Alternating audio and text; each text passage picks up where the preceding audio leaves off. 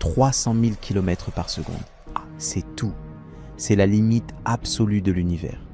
Une frontière invisible qui emprisonne toute matière, toute énergie, toute information dans une cage cosmique dont personne ne peut s'échapper. Même si vous aviez un vaisseau spatial propulsé par 1000 soleils, même si vous pouviez exploiter toute l'énergie d'une galaxie entière, vous ne pourriez jamais, absolument jamais, dépasser cette barrière. Et le plus terrifiant dans tout ça, cette limite n'est pas seulement une règle de physique, c'est la preuve que notre réalité pourrait être une prison. Au cours des prochaines minutes, vous allez découvrir 3 mystères qui vont bouleverser votre perception de l'univers. Premièrement, pourquoi la vitesse de la lumière semble être codée dans le tissu même de l'espace-temps, comme si quelqu'un l'avait programmée. Deuxièmement, comment cette limite transforme le temps lui-même en une illusion malléable qui peut littéralement tuer. Et troisièmement, la possibilité terrifiante que cette barrière cache quelque chose que nous ne devons pas voir, quelque chose au-delà de notre univers observable. Vous allez découvrir des vérités qui vont fondamentalement changer votre façon de voir les étoiles cette nuit. Des vérités qui vont vous faire questionner si nous sommes vraiment seuls, ou si nous sommes simplement incapables de percevoir ceux qui ont trouvé comment contourner cette prison cosmique.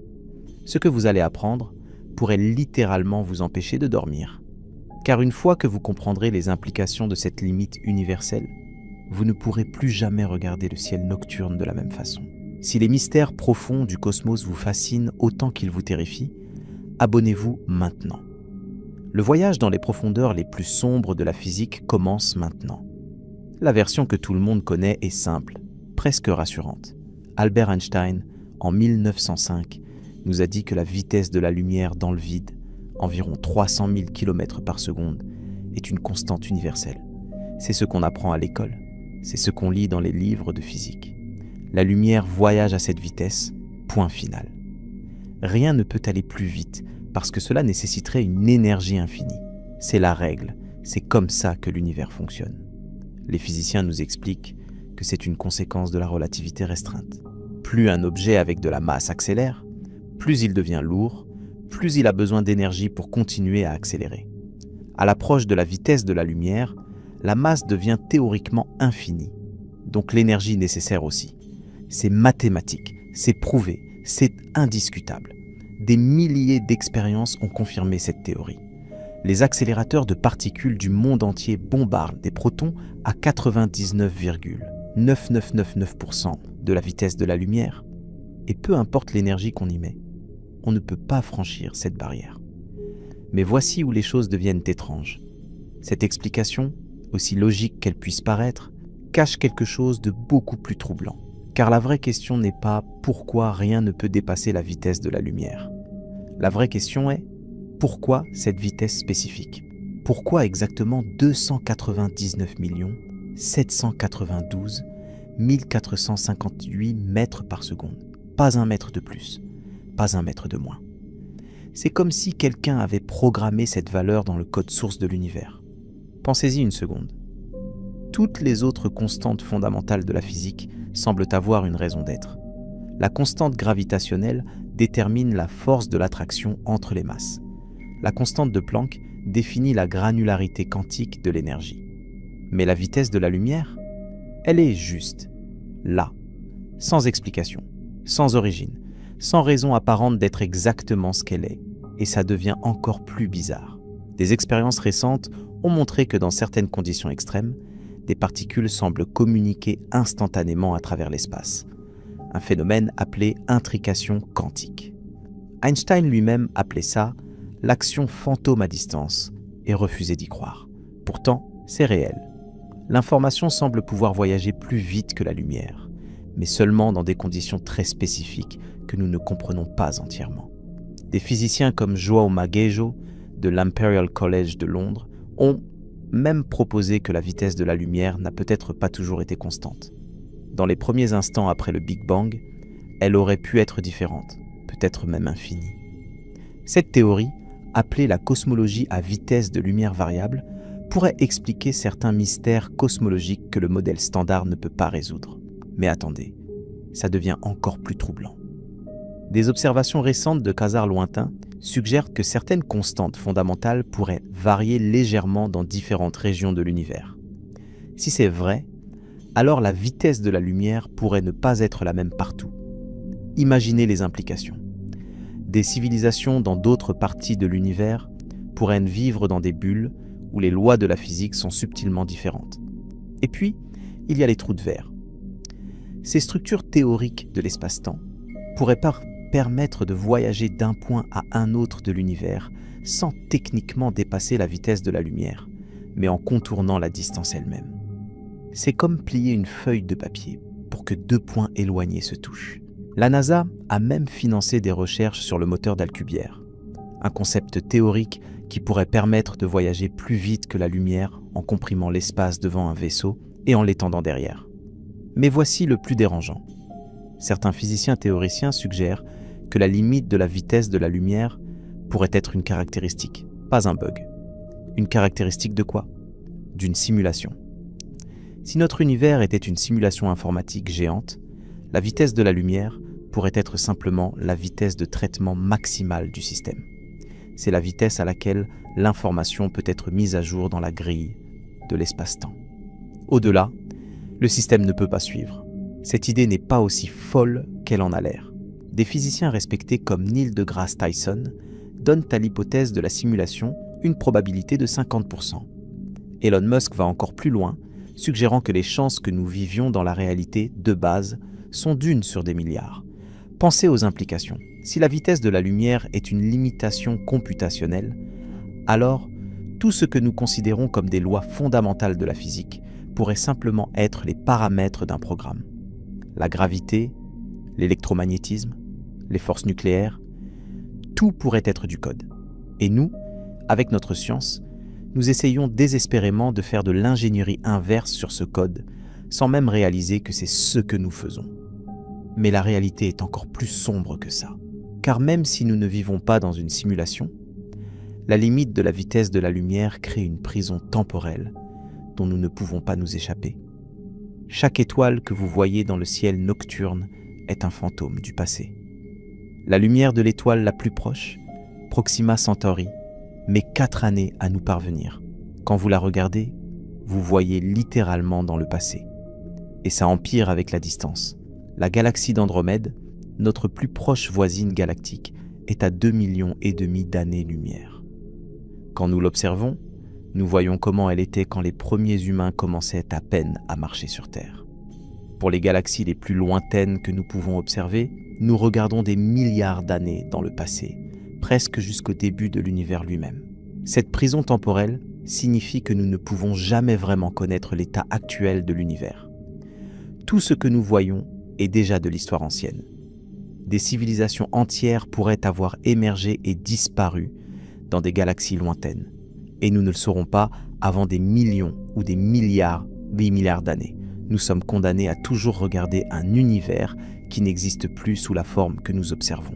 Mais attendez, car ça devient encore plus étrange. La limite de la vitesse de la lumière ne fait pas que nous emprisonner dans le temps. Elle déforme le temps lui-même. Quand vous vous déplacez à grande vitesse, le temps ralentit pour vous par rapport au reste de l'univers. C'est la dilatation temporelle. Et ce n'est pas de la science-fiction, c'est un fait observé quotidiennement. Les satellites GPS en orbite autour de la Terre doivent constamment ajuster leurs horloges parce qu'ils expérimentent le temps légèrement différemment de nous sur la surface. Sans ces corrections, le GPS dériverait de plusieurs kilomètres par jour. Les astronautes sur la Station spatiale internationale vieillissent légèrement moins vite que nous sur Terre. Ce n'est que quelques millisecondes sur 6 mois, mais c'est mesurable, c'est réel. À des vitesses les plus extrêmes, les effets deviennent dramatiques.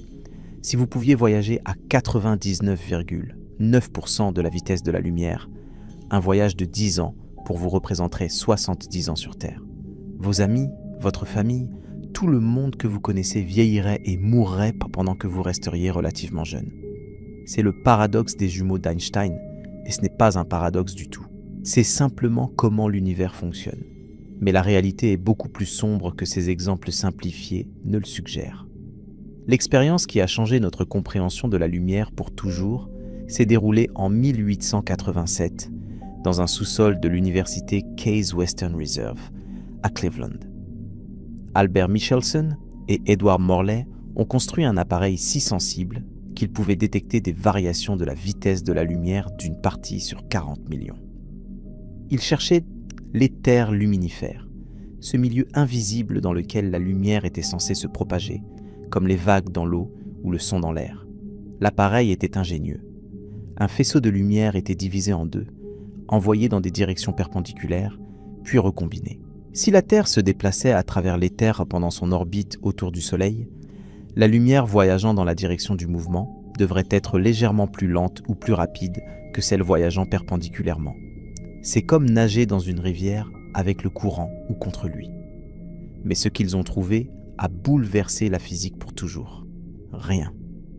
Absolument aucune différence. Peu importe la direction, peu importe l'heure du jour ou la saison, la lumière voyageait toujours exactement à la même vitesse. C'était impossible selon toutes les lois connues de la physique. C'était comme découvrir qu'une balle tirée d'un train en mouvement arrive à la même vitesse qu'une balle tirée d'un train immobile. Cette découverte a forcé les physiciens à repenser complètement la nature de l'espace et du temps. La lumière ne se comporte pas comme n'importe quelle autre onde. Elle n'a pas besoin de milieu pour se propager. Elle traverse le vide parfait de l'espace sans ralentir, sans s'affaiblir, sans changer de vitesse. C'est une onde électromagnétique pure, qui crée son propre milieu en oscillant entre champs électriques et magnétiques. Les photons, les particules de lumière, sont encore plus étranges. Ils n'ont pas de masse au repos, ce qui signifie qu'ils n'existent qu'en mouvement. Un photon ne peut littéralement pas être immobile. Dès qu'il est créé, il voyage instantanément à la vitesse de la lumière. Il n'accélère pas, il n'a pas de phase d'accélération. C'est 0 ou 300 000 km par seconde, rien entre les deux. Pour un photon, le temps n'existe pas. Du point de vue d'un photon voyageant de la surface du Soleil à la Terre, le voyage est instantané. Les 8 minutes que nous percevons n'existent pas pour le photon. Il est créé et absorbé au même instant de son propre référentiel temporel. Un photon pourrait traverser l'univers entier, des milliards d'années-lumière. Et du point de vue du photon, cela ne prendrait aucun temps. C'est là que les choses deviennent vraiment troublantes. Si vous pouviez chevaucher un photon, l'univers entier serait compressé en un point infiniment mince dans la direction de votre mouvement. Toute la distance entre vous et votre destination serait réduite à 0. C'est la contraction de Lorentz poussée à son extrême. L'espace lui-même se déforme et se comprime à l'approche de la vitesse de la lumière. Les accélérateurs de particules modernes nous montrent ces effets en action tous les jours. Au large hadron collidé du CERN, des protons sont accélérés à 99,99999,9% de la vitesse de la lumière. À cette vitesse, leur masse effective est 7000 fois plus grande que leur masse au repos. C'est comme si un grain de sable devenait aussi lourd qu'un éléphant. L'énergie nécessaire pour accélérer ces particules est phénoménale. Les aimants supraconducteurs du LHC consomment assez d'électricité pour alimenter une ville de taille moyenne. Et pourtant, même avec toute cette énergie, même avec 27 km de tunnels et les technologies les plus avancées de l'humanité, nous ne pouvons pas faire franchir à ces protons les derniers 0,000000001% restants. Chaque décimale supplémentaire vers la vitesse de la lumière nécessite exponentiellement plus d'énergie. Pour accélérer un seul proton à 99,9999999% de la vitesse de la lumière, il faudrait l'énergie produite par une centrale nucléaire pendant des années. Pour atteindre réellement la vitesse de la lumière, il faudrait littéralement une énergie infinie. Mais ce n'est pas seulement une question de masse et d'énergie. C'est inscrit dans la géométrie même de l'espace-temps. Hermann Minkowski, le professeur de mathématiques d'Einstein, a montré que l'espace et le temps forment une structure quadridimensionnelle unique appelée espace-temps de Minkowski. Dans cette géométrie, la vitesse de la lumière n'est pas vraiment une vitesse, c'est l'angle maximal auquel vous pouvez incliner votre trajectoire dans l'espace-temps. Imaginez l'espace-temps comme une feuille de caoutchouc. Quand vous êtes immobile dans l'espace, vous vous déplacez à la vitesse maximale dans le temps. Quand vous commencez à bouger dans l'espace, vous déviez une partie de votre mouvement temporel vers le mouvement spatial. Plus vous allez vite dans l'espace, moins vous allez vite dans le temps. À la vitesse de la lumière, tout votre mouvement est spatial. Plus rien n'est temporel. C'est pourquoi le temps s'arrête à la vitesse de la lumière. Cette géométrie explique aussi pourquoi rien ne peut dépasser cette vitesse. Ce serait comme essayer de tourner un angle de plus de 90 degrés sur une surface plane. C'est géométriquement impossible.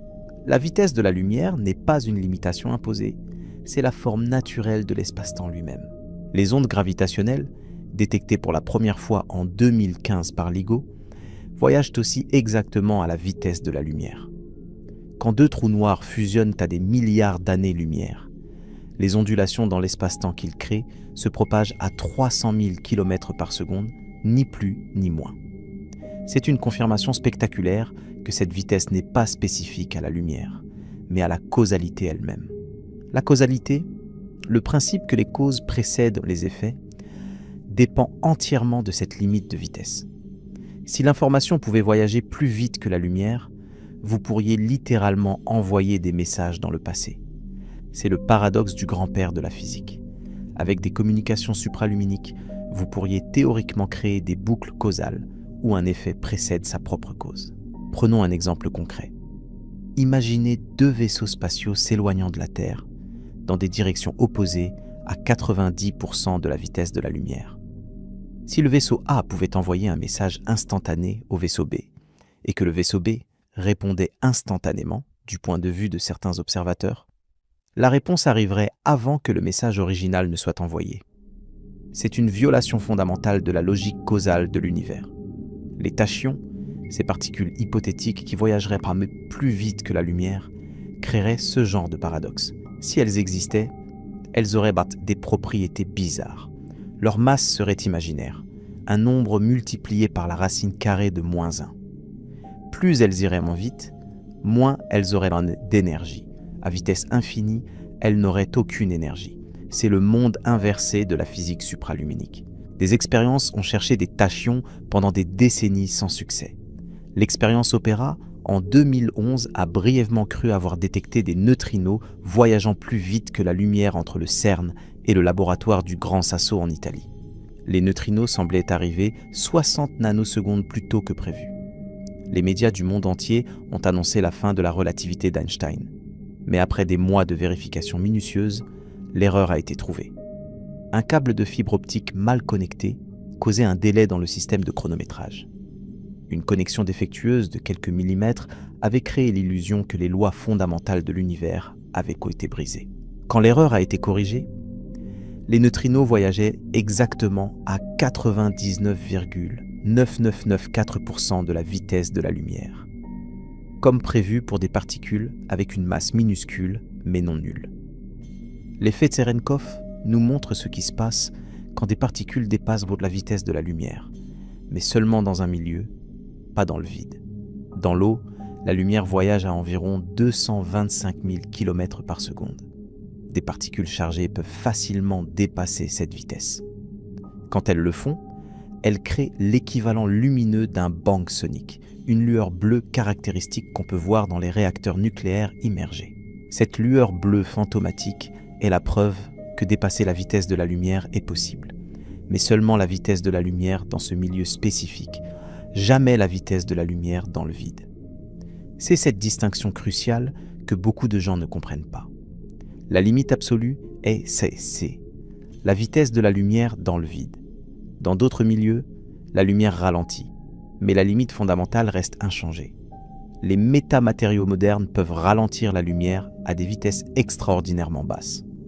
Dans certains cristaux de condensat de Bose-Einstein, la lumière peut être ralentie à moins de 20 km/h, plus lentement qu'un cycliste. Dans ces conditions, vous pourriez littéralement dépasser un rayon de lumière en courant. Mais encore une fois, c'est seulement la lumière dans ce milieu qui est affectée. La limite universelle reste intacte. L'expansion de l'univers elle-même semble violer cette limite, mais c'est une illusion.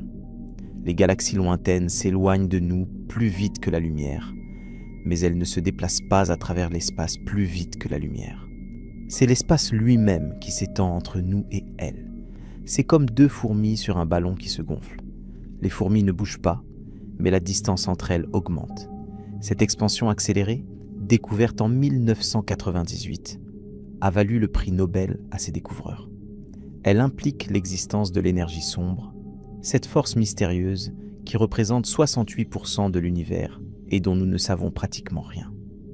L'énergie sombre étire l'espace-temps lui-même, créant de nouvelles distances sans mouvement. Les dimensions supplémentaires de la théorie des cordes pourraient offrir des raccourcis à travers l'espace-temps. Si notre univers tridimensionnel est comme la surface d'une feuille dans un espace de dimension supérieure, 2 points éloignés sur la feuille pourraient être proches dans la dimension supplémentaire. C'est le principe du trou de verre, mais nous n'avons aucune preuve que ces dimensions supplémentaires existent réellement. Le principe d'incertitude d'Heisenberg ajoute une autre couche de complexité. À l'échelle quantique, l'espace-temps lui-même devient flou et incertain. Les particules virtuelles apparaissent et disparaissent constamment, empruntant de l'énergie au vide pour exister brièvement avant de s'annihiler. Certaines de ces fluctuations quantiques pourraient théoriquement violer temporairement la limite de vitesse, mais seulement sur des distances et des durées si courtes qu'elles sont inobservables. L'effet tunnel quantique permet aux particules de traverser instantanément des barrières qu'elles ne devraient pas pouvoir franchir classiquement. Des expériences ont montré que le temps de traverser tunnel peut être effectivement nul, suggérant une transmission instantanée. Mais encore une fois, aucune information utilisable ne peut être transmise de cette façon. L'univers semble avoir des garde-fous contre toute violation de la causalité. Malgré des décennies de recherche, des milliards investis dans des expériences toujours plus précises, personne n'a jamais observé une violation confirmée de la limite de vitesse de la lumière dans le vide. Chaque anomalie apparente s'est révélée être une erreur expérimentale ou une mauvaise interprétation. La limite tient, implacable, inébranlable, absolue. Et c'est là que la science atteint ses limites actuelles. Nous savons que rien ne peut dépasser la vitesse de la lumière. Nous savons comment cette limite fonctionne mathématiquement. Nous pouvons prédire ses effets avec une précision stupéfiante. Mais nous ne savons toujours pas vraiment pourquoi cette limite existe. Pourquoi l'univers a-t-il choisi cette vitesse particulière? Est-ce vraiment un choix ou une nécessité logique? Ces questions restent sans réponse, flottant dans les marges de notre compréhension comme des fantômes que nous ne pouvons pas tout à fait saisir. Le pulsar PSR, J1748 28046 AD, tourne sur lui-même 716 fois par seconde, 716 rotations complètes chaque seconde. C'est une étoile à neutrons de 20 km de diamètre dont la surface se déplace à 24% de la vitesse de la lumière, un quart de la vitesse maximale de l'univers, atteinte naturellement par un objet de la taille d'une ville. Si cette étoile tournait seulement 4 fois plus vite, sa surface atteindrait la vitesse de la lumière et l'étoile se désintégrerait instantanément. Cette limite de rotation n'est pas théorique. Les astronomes ont observé des milliers de pulsars et aucun ne dépasse environ 1000 rotations par seconde. C'est la barrière naturelle où la force centrifuge vaincrait même la gravité monstrueuse d'une étoile à neutrons.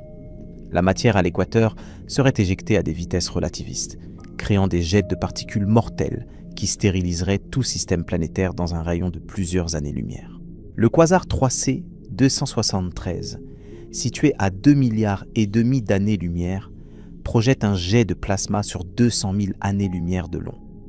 Les particules dans ce jet voyagent à 99,95% de la vitesse de la lumière. L'énergie libérée chaque seconde équivaut à 2000 milliards de soleils. Si un tel jet était pointé vers la Terre, même à cette distance astronomique, il détruirait instantanément notre couche d'ozone et grillerait toute vie à la surface de la planète. Les observations du télescope spatial Hubble ont révélé quelque chose d'encore plus troublant.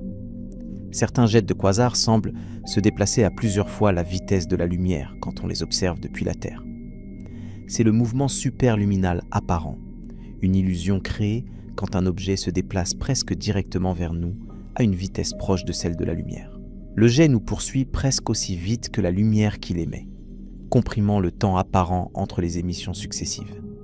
Cette illusion cosmique nous montre à quel point notre perception de l'univers peut être déformée par les vitesses extrêmes.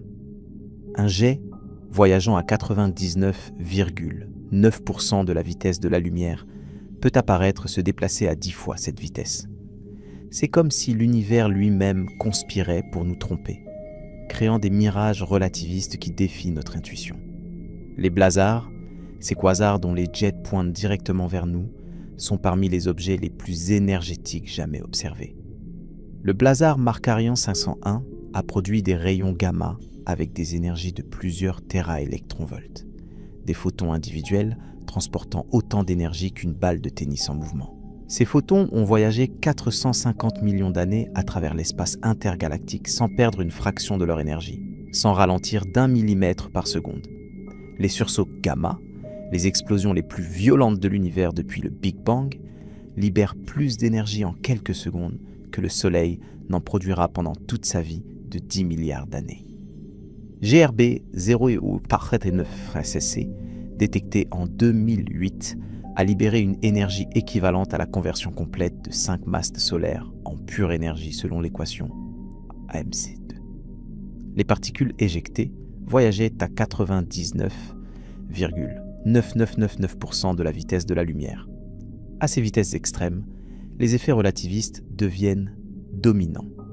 Un proton voyageant à cette vitesse a une énergie cinétique 2000 fois supérieure à son énergie de masse au repos. S'il frappait l'atmosphère terrestre, il créerait une cascade de particules secondaires couvrant plusieurs kilomètres carrés. Une douche cosmique capable de traverser des mètres de roches solides. Les rayons cosmiques ultra-énergétiques sont les particules naturelles les plus rapides de l'univers.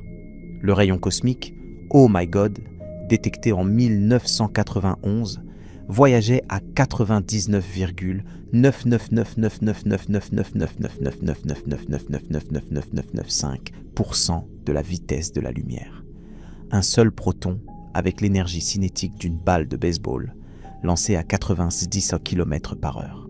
Si vous pouviez voyager à cette vitesse, le temps se dilaterait d'un facteur de 320 millions. Un voyage d'une seconde pour vous représenterait 10 ans sur Terre. Vous pourriez traverser la galaxie entière en quelques minutes de votre temps personnel, mais des centaines de milliers d'années se seraient écoulées pour le reste de l'univers. Les collisions de trous noirs génèrent des ondes gravitationnelles qui déforment l'espace-temps à des vitesses approchant celles de la lumière. GW 700RE817, la fusion de deux étoiles à neutrons observée en 2017, a créé des ondulations spatiales voyageant exactement à la vitesse de la lumière. La collision a également produit un jet de matière, voyageant à 90% de cette vitesse, créant une kilonova visible à 130 millions d'années-lumière. Cette observation a confirmé que la gravité et la lumière voyagent à la même vitesse avec une précision d'une partie sur 1 million de milliards. Les deux signaux, gravitationnels et électromagnétiques, sont arrivés sur Terre avec seulement 1,7 secondes de différence après un voyage de 130 millions d'années.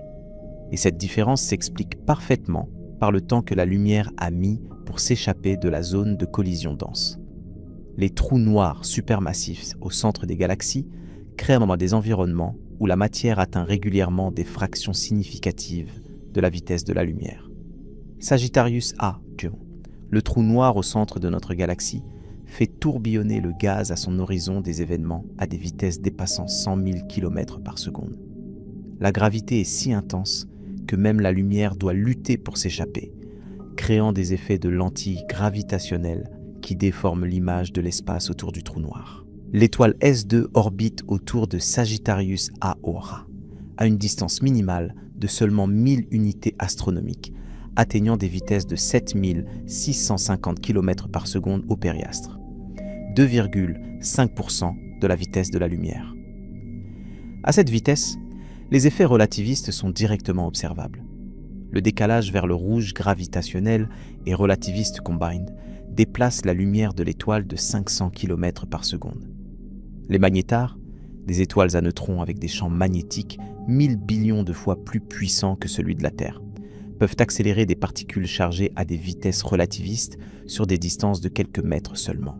Le magnétar SGR 1806-20 a produit en 2004 une éruption si puissante qu'elle a affecté l'ionosphère terrestre à 50 000 années-lumière de distance.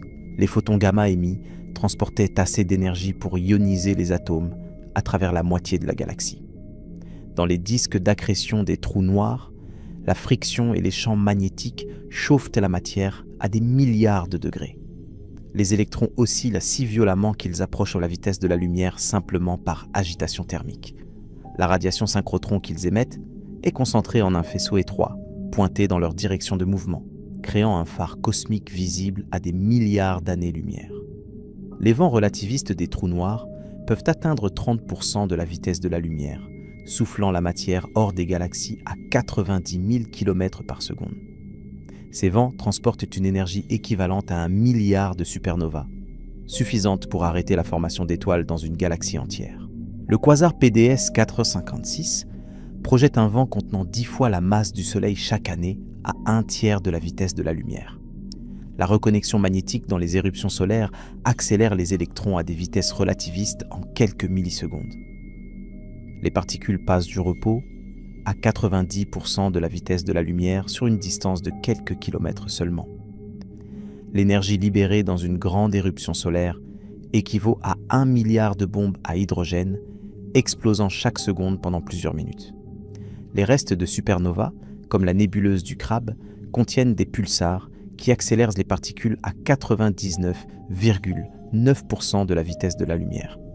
Ces particules créent une nébuleuse de vent de pulsars brillants en rayons X et gamma.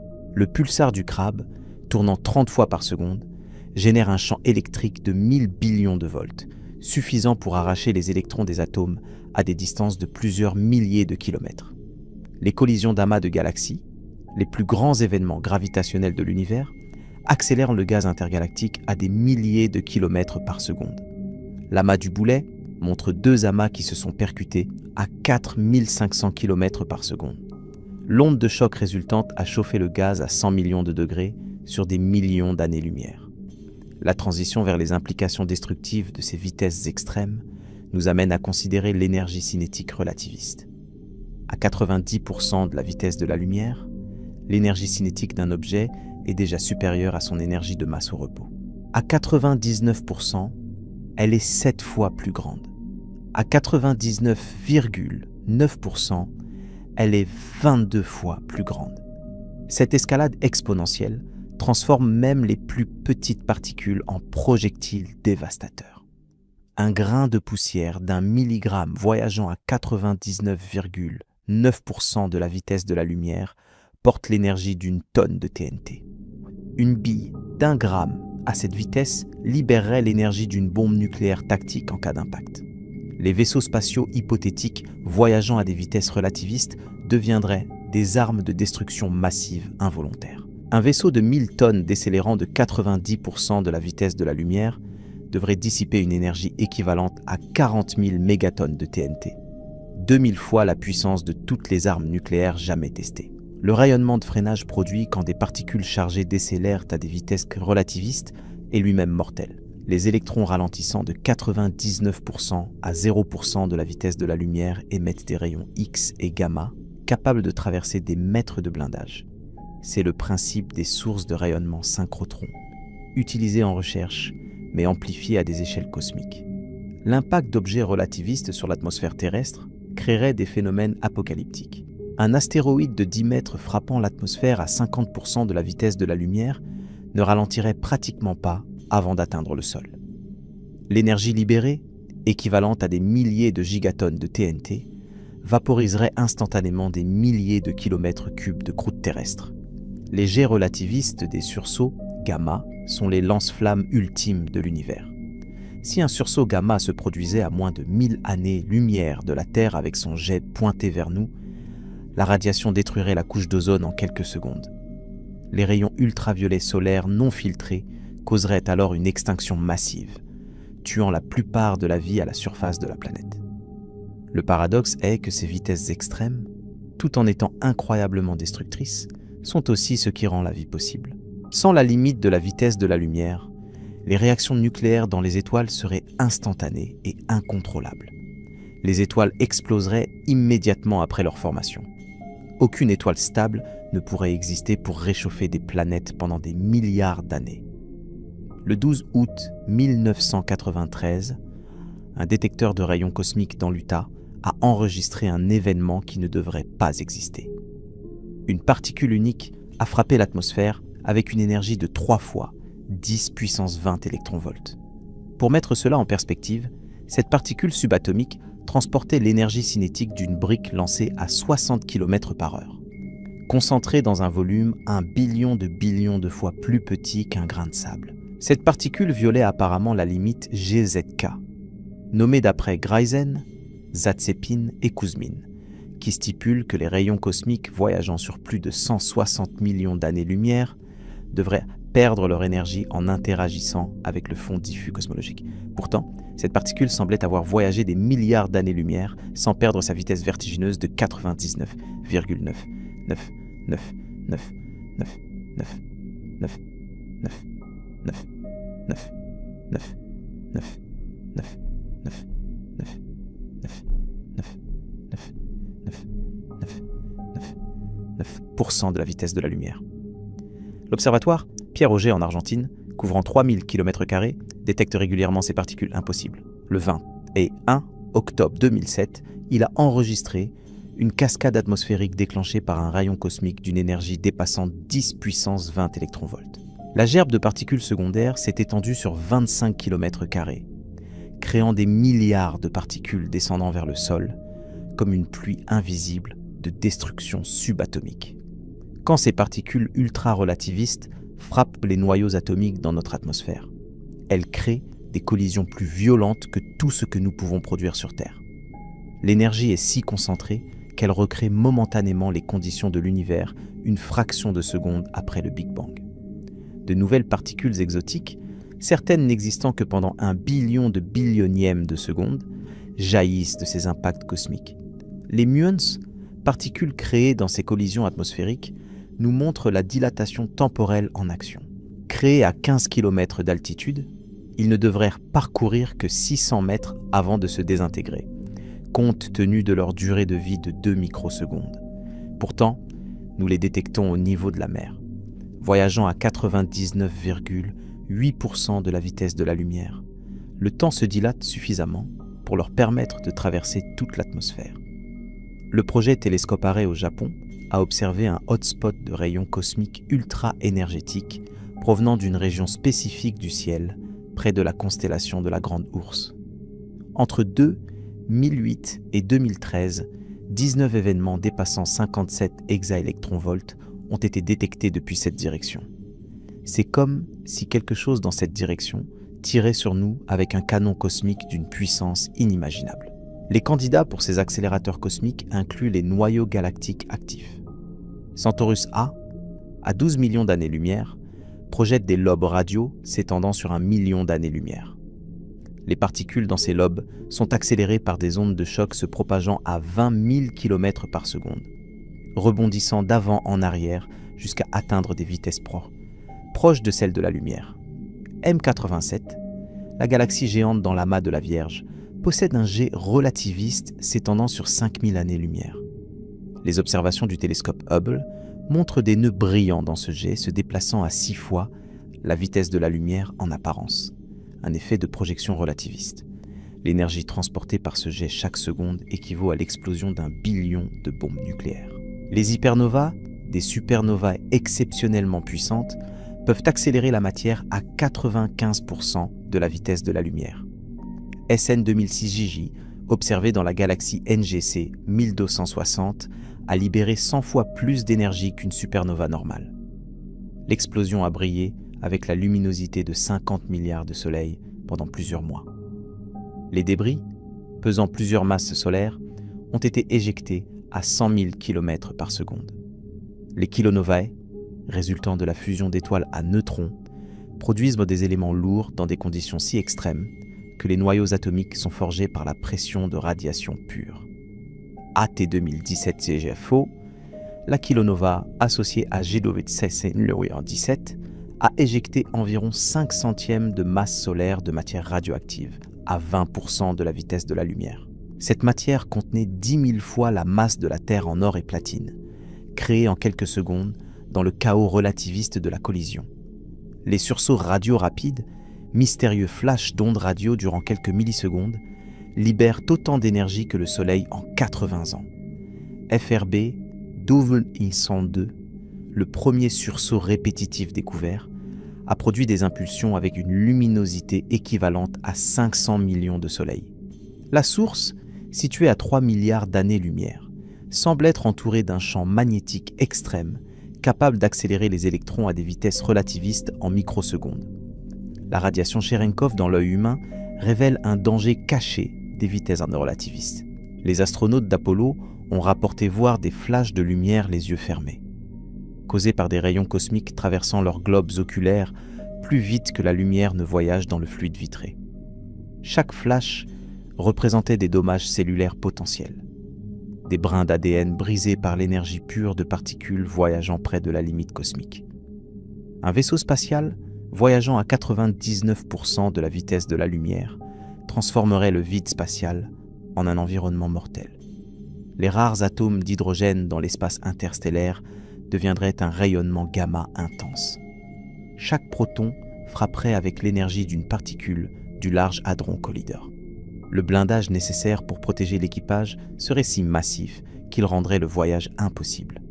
Le concept d'arme relativiste ou relativistic kill vehicle représente l'arme ultime théorique. Un projectile d'une tonne accéléré à 90% de la vitesse de la lumière libérerait à l'impact une énergie équivalente à 132 gigatonnes de TNT, 2600 fois la plus puissante bombe nucléaire jamais testée. L'impact vaporiserait instantanément une ville entière et créerait un cratère de dizaines de kilomètres de diamètre. L'énergie nécessaire pour de telles vitesses défie l'imagination. Accélérer un vaisseau de 10 000 tonnes à 95% de la vitesse de la lumière nécessiterait l'énergie totale produite par le Soleil pendant 2 secondes.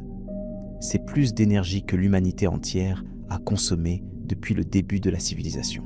Pour atteindre 99,9%, il faudrait l'énergie du Soleil pendant 2 minutes. Le projet Breakthrough Starshot propose d'envoyer des sondes miniatures vers Proxima Centauri à 20% de la vitesse de la lumière. Même cette vitesse modeste nécessiterait des lasers de 100 gigawatts focalisés sur des voiles de quelques grammes. À l'arrivée, ces sondes ne pourraient pas ralentir.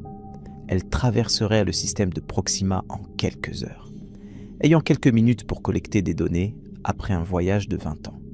Les trous noirs en rotation rapide, appelés trous noirs de Kerr, créent une région appelée ergosphère, où l'espace-temps lui-même est entraîné à des vitesses approchant celles de la lumière.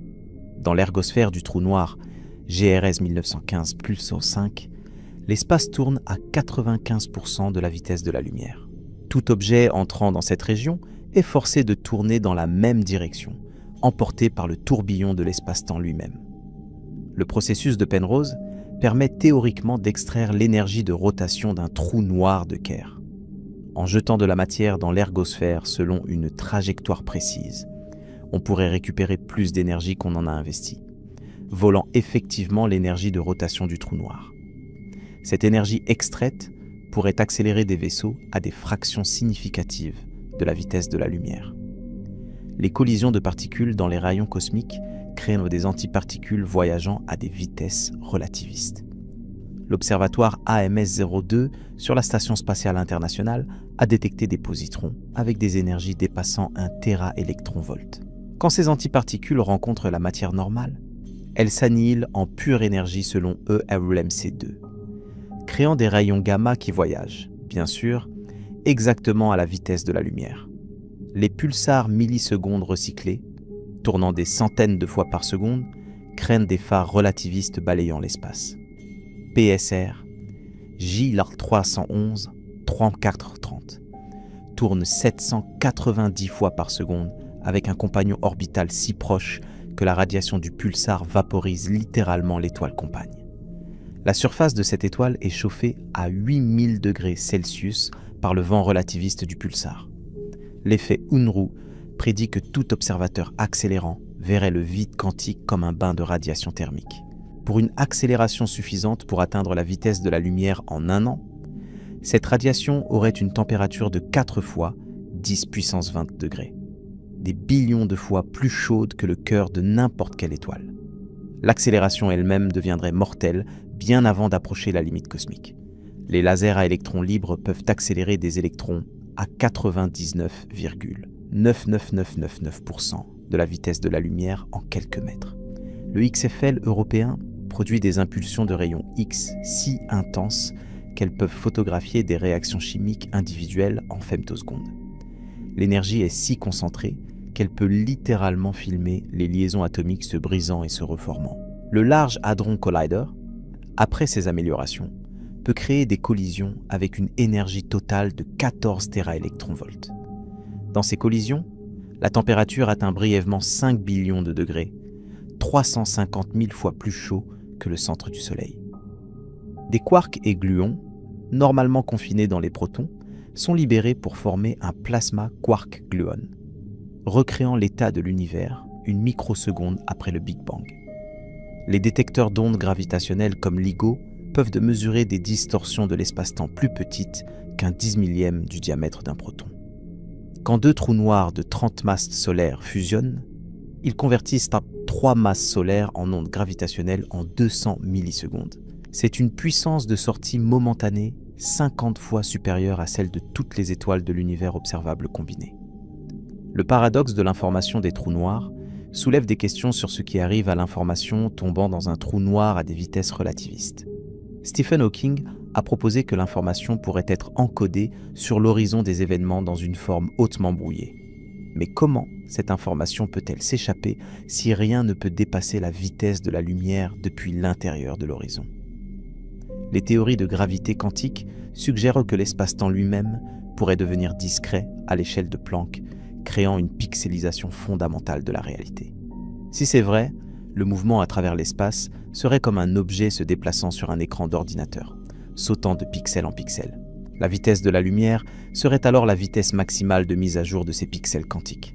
La catastrophe du vide, un scénario théorique où le champ de Higgs pourrait tomber dans un état d'énergie plus bas, se propagerait exactement à la vitesse de la lumière. Une bulle de vrai vide s'étendrait depuis le point d'origine, détruisant tout sur son passage, réécrivant les lois de la physique elle-même. Nous ne pourrions jamais la voir venir, car elle voyagerait à la même vitesse que la lumière qui nous avertirait de son approche. Malgré toute cette violence cosmique, malgré ces énergies inimaginables, la limite reste inviolable. Chaque tentative pour la briser ne fait que confirmer sa solidité. Chaque expérience plus précise ne fait que resserrer les contraintes. La vitesse de la lumière reste le gardien silencieux de la causalité, le protecteur de la logique de l'univers. Même si nous ne comprenons toujours pas complètement pourquoi elle doit être exactement ce qu'elle est. L'équation de Drake, formulée en 1961, estime qu'il pourrait y avoir entre 1000 et 100 millions de civilisations technologiques dans notre galaxie.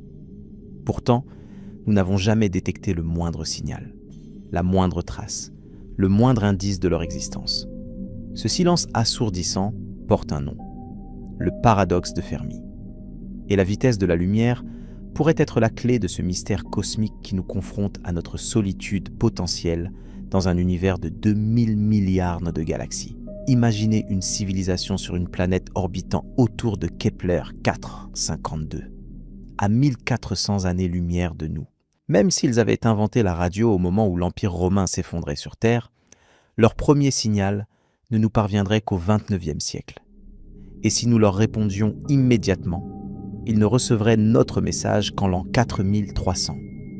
Une conversation de 4000 ans pour échanger un simple bonjour. Cette prison temporelle transforme la communication interstellaire en monologue vers l'éternité. Le projet SETI a écouté le cosmos pendant plus de 60 ans, scrutant des millions de fréquences, analysant des téraoctets de données.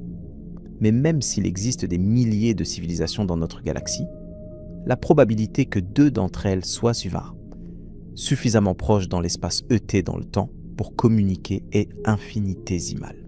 La zone habitable galactique, cette région de la Voie lactée où la vie complexe pourrait exister, s'étend sur 50 000 années-lumière. Si une civilisation à l'autre bout de cette zone nous envoyait un message aujourd'hui, il arriverait quand l'humanité aura peut-être déjà disparu ou évolué en quelque chose d'incompréhensible. Nous sommes comme des lucioles clignotant dans la nuit cosmique, chacune brillant trop brièvement pour voir la lumière des autres. L'expansion de l'univers aggrave exponentiellement ce problème. Les galaxies au-delà de notre groupe local, s'éloignent de nous à des vitesses proportionnelles à leur distance. La galaxie GN-Z11, la plus lointaine jamais observée, s'éloigne à 98% de la vitesse de la lumière. Dans 100 milliards d'années, toutes les galaxies au-delà de notre groupe local auront disparu au-delà de l'horizon cosmologique, emportées par l'expansion à des vitesses superluminiques. Les civilisations futures, nées dans ce cosmos lointain, croiront vivre dans un univers composé uniquement d'une seule galaxie fusionnée, Milcomède, le résultat de la collision entre la Voie, Lactée et Andromède. Elles n'auront aucun moyen de découvrir le Big Bang ou l'expansion cosmique. La vitesse de la lumière aura effacé l'histoire de l'univers, les condamnant à une ignorance cosmique permanente. Cette réalisation nous force à confronter notre insignifiance cosmique d'une manière viscérale. Nous ne sommes pas seulement petits dans l'espace, nous sommes petits dans le temps. L'univers observable contient environ 200 milliards de 1000 milliards d'étoiles. Si chaque étoile avait une planète habitable, et si seulement une sur 1 million développait la vie intelligente, il y aurait 200 millions de milliards de civilisations. Mais la vitesse de la lumière garantit que nous n'en rencontrerons jamais aucune. Le concept du grand filtre suggère qu'il existe une étape dans l'évolution de la vie si difficile à franchir que presque aucune espèce ne la dépasse. Certains pensent que ce filtre est derrière nous, que l'émergence de la vie elle-même est l'événement rare. D'autres craignent qu'il soit devant nous, que toute civilisation technologique finisse par s'autodétruire. Mais la vitesse de la lumière offre une troisième possibilité terrifiante. Le filtre pourrait être la limite elle-même. Une civilisation confinée à un seul système solaire est vulnérable à l'extinction. Un astéroïde, une supernova proche, une guerre nucléaire, un virus artificiel, le réchauffement climatique incontrôlé, les menaces sont innombrables. La colonisation interstellaire serait l'assurance vie ultime, mais la vitesse de la lumière rend cette assurance presque impossible à souscrire. Considérons Proxima Centauri b, l'exoplanète potentiellement habitable la plus proche. Un voyage à 1% de la vitesse de la lumière prendrait 420 ans.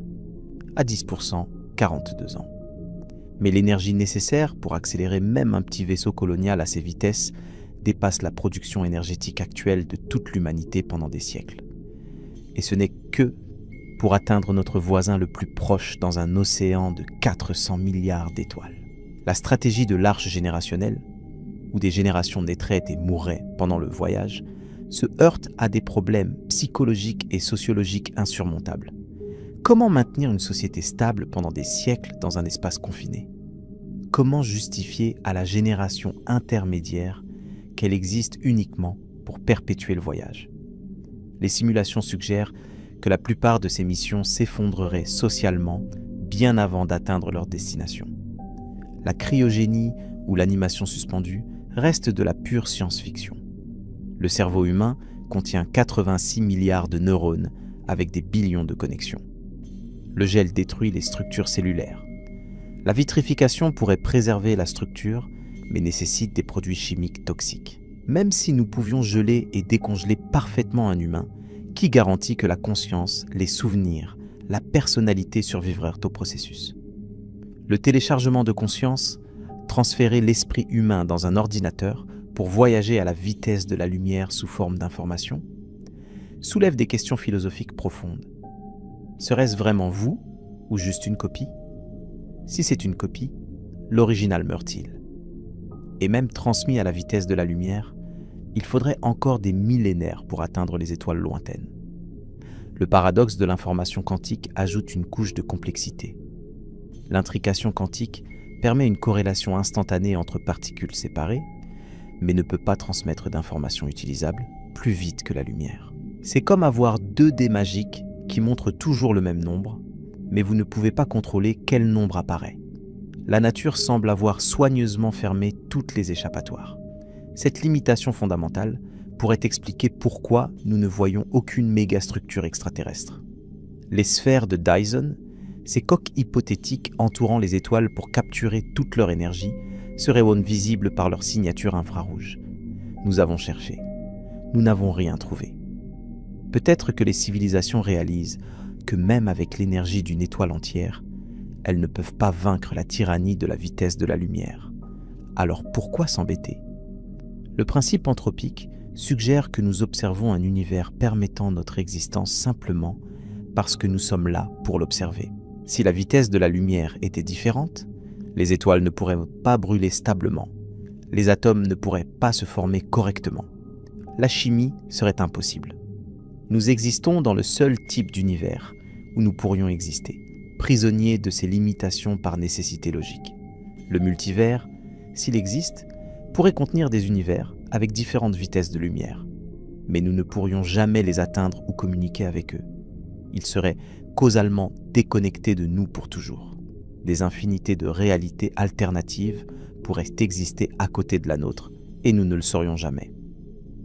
La vitesse de la lumière n'est pas seulement une barrière dans notre univers, c'est la barrière qui définit notre univers. L'hypothèse du zoo suggère que des civilisations avancées nous observent sans interférer, comme nous observons les animaux dans une réserve naturelle. Mais même cette hypothèse se heurte à la vitesse de la lumière. Comment coordonner une politique de non-interférence à travers des milliers d'années-lumière ? Comment s'assurer que toutes les civilisations respectent l'embargo quand les communications prennent des millénaires ? Le concept de la transcendance propose que les civilisations avancées se tournent vers l'intérieur plutôt que vers l'extérieur, créant des univers virtuels où elles peuvent simuler des réalités sans les limitations de la physique. Dans un univers simulé, vous pouvez voyager plus vite que la lumière, créer de la matière à partir de rien, violer la conservation de l'énergie. Peut-être que toute civilisation suffisamment avancée choisit la simulation plutôt que l'exploration. La mort thermique de l'univers, prédite par la deuxième loi de la thermodynamique, sera accélérée par l'expansion cosmique. Dans 10 puissance 100 ans, tous les trous noirs se seront évaporés par radiation de Hawking. L'univers sera un espace vide et froid, avec quelques photons solitaires voyageant éternellement à la vitesse de la lumière à travers un vide en expansion infinie. Les civilisations de l'ère des trous noirs, vivant autour des derniers trous noirs supermassifs, pourraient survivre des billions d'années en récoltant l'énergie de la rotation des trous noirs. Mais même elles seront limitées par la vitesse de la lumière. Leurs pensées, ralenties pour économiser l'énergie, prendraient des millions d'années pour une seule idée. Une conversation entre deux de ces civilisations pourrait durer plus longtemps que l'âge actuel de l'univers. Le concept du cerveau de Boltzmann suggère que dans un univers infini, des fluctuations quantiques aléatoires pourraient spontanément créer une conscience consciente. Statistiquement, il est plus probable qu'une conscience isolée apparaisse avec de faux souvenirs qu'un univers entier évolue pour produire des observateurs. Êtes-vous réellement un humain sur Terre ou un cerveau flottant dans le vide avec l'illusion d'être humain ? La vitesse de la lumière rend cette question invérifiable. L'effet de sélection observationnelle signifie que nous ne pouvons observer que les univers compatibles avec notre existence. Mais cela crée un biais profond dans notre compréhension.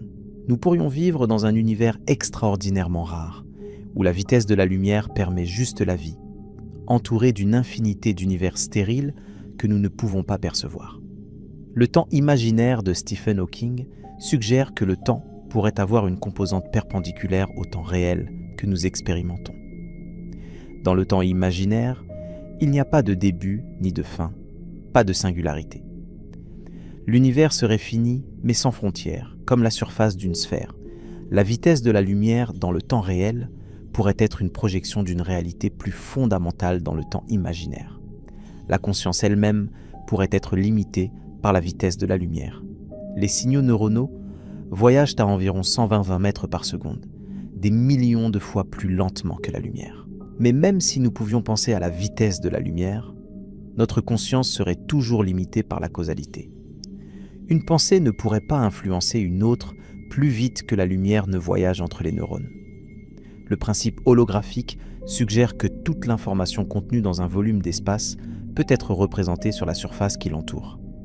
L'univers entier pourrait être une projection bidimensionnelle sur une surface lointaine. La vitesse de la lumière serait alors la vitesse de traitement de cette projection holographique, la fréquence de rafraîchissement de la réalité elle-même. Les trous blancs, l'opposé théorique des trous noirs, cracheraient la matière et énergie au lieu de les absorber. Mais ils violeraient la deuxième loi de la thermodynamique en diminuant l'entropie. Même s'ils existaient, rien ne pourrait y entrer car tout serait éjecté à la vitesse de la lumière. Ils seraient causalement déconnectés de notre univers, des fontaines cosmiques impossibles à approcher. L'intrication quantique à grande échelle pourrait théoriquement créer un Internet cosmique instantané. Mais le théorème de non-communication prouve qu'aucune information utilisable ne peut être transmise par intrication seule. Vous pouvez avoir une corrélation instantanée, mais pas de communication instantanée. L'univers semble conçu pour préserver la causalité à tout prix. La conjecture de censure cosmique de Roger Penrose propose que les singularités nues, des points de densité infinie visibles depuis l'extérieur, ne peuvent pas exister dans notre univers. Elles seraient toujours cachées derrière un horizon des événements. C'est comme si l'univers censurait ses propres impossibilités, utilisant la vitesse de la lumière comme voile pour cacher les endroits où les lois de la physique s'effondrent. L'hypothèse de la sélection naturelle cosmologique de Lee-Smolin suggère que les univers se reproduisent à travers les trous noirs, chaque nouveau cosmos héritant de paramètres légèrement modifiés. Les univers avec des vitesses de lumière permettant la formation de nombreux trous noirs auraient encore plus de descendants.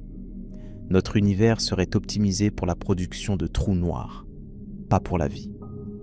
Le destin ultime de l'intelligence dans l'univers dépend de notre capacité à transcender ou contourner la vitesse de la lumière. Sans cela, toute conscience est condamnée à l'isolation et finalement à l'extinction. La vitesse de la lumière n'est pas seulement une limite physique, c'est une condamnation à mort cosmique pour toute forme de vie ou d'intelligence, peu importe son avancement technologique. Nous avons voyagé ensemble à travers les profondeurs les plus obscures de la physique. Et maintenant, tous les fils de cette tapisserie cosmique commencent à se rejoindre en un motif d'une beauté terrifiante.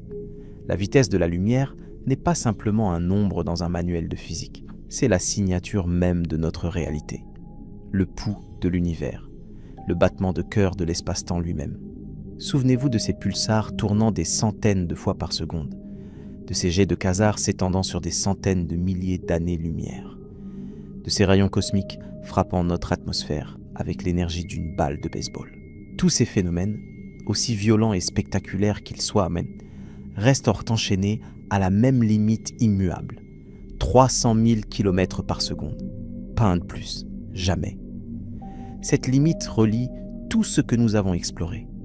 Les expériences de Michelson et Morley qui ont révélé l'absence d'éther.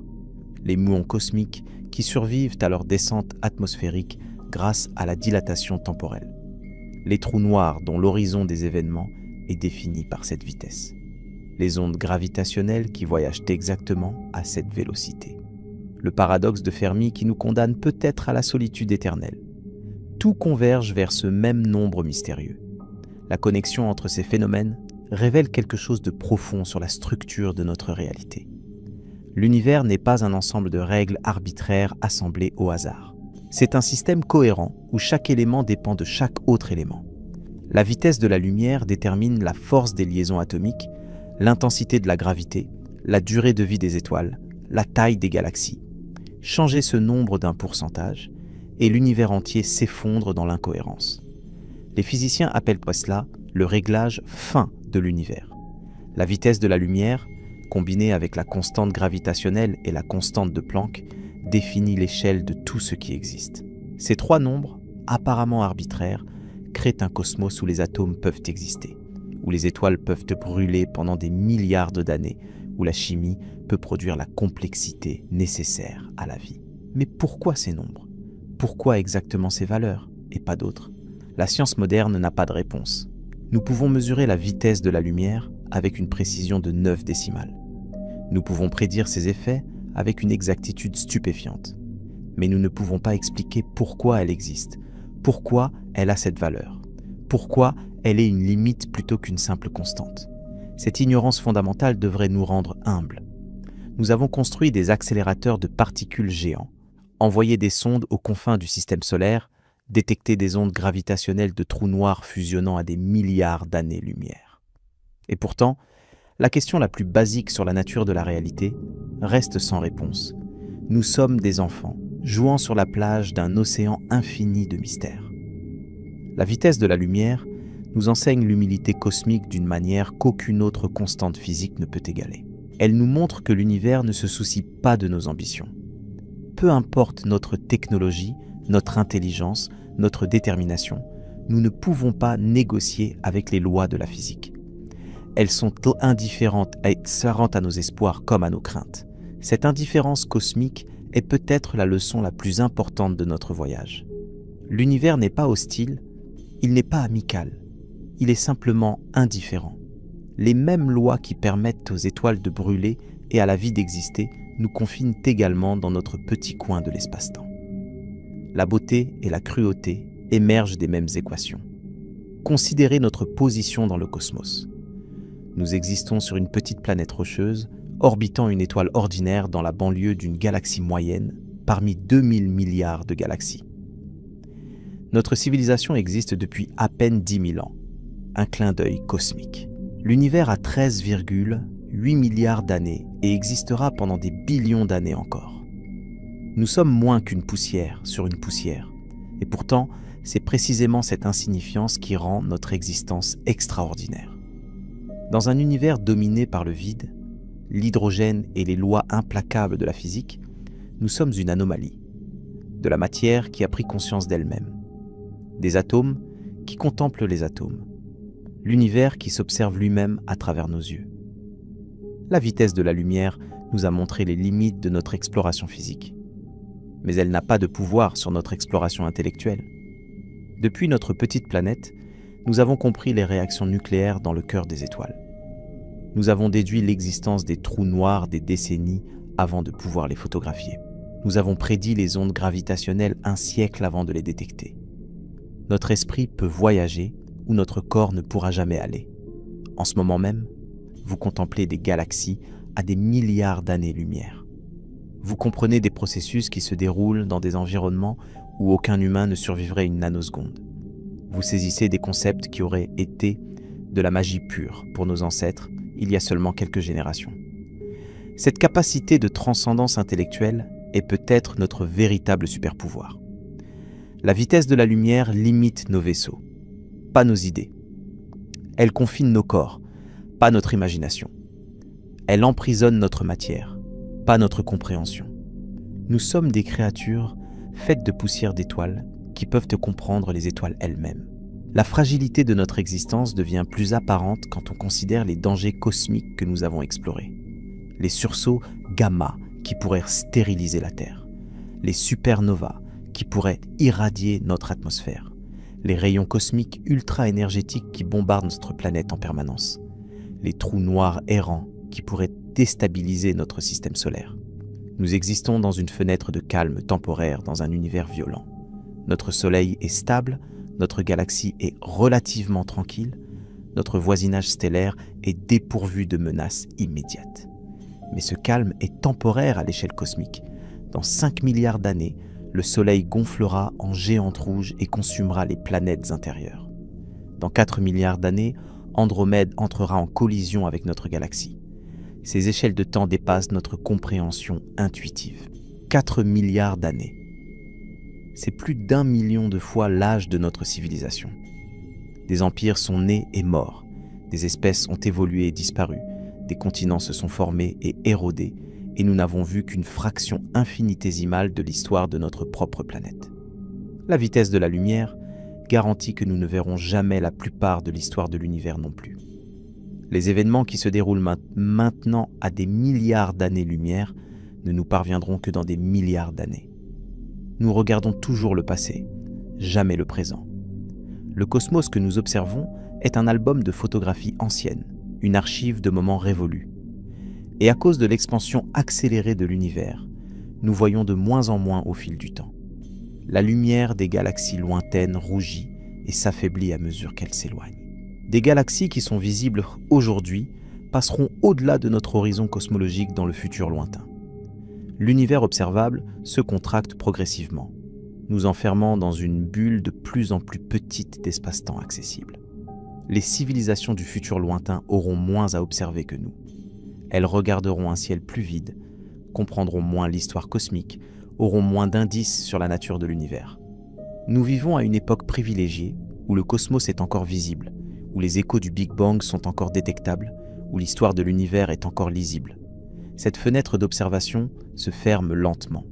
Dans quelques billions d'années, le fond diffus cosmologique sera tellement décalé vers le rouge qu'il sera indétectable.